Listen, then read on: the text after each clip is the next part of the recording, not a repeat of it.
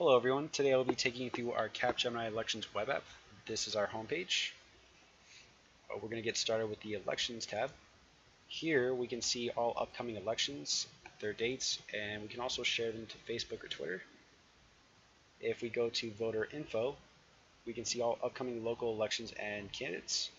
So we are given candidate name, party, website, and their social media pages. You can also see what they're running for. If you enter in a valid street address, you can find your polling location. If you just say Texas, though, you will not be getting a polling location. You can also get your current location, so Columbia SC. If we head on over to the news page, we can see all recent news articles. We also have a tweet and Facebook share button. You can also search for a term or key. If we'd like a more personalized experience, we can go ahead and click register and register an account. Once we have a registered account, we can go ahead and log in.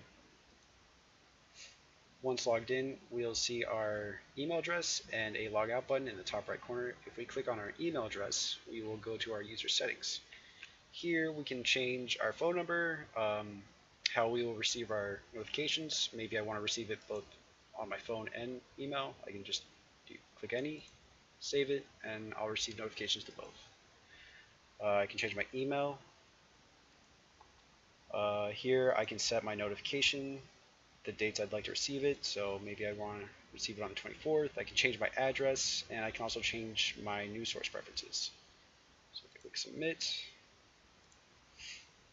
here I can change my password, and here we can delete our account or download our data. To go back to the home page, we click on the Capgemini Elections.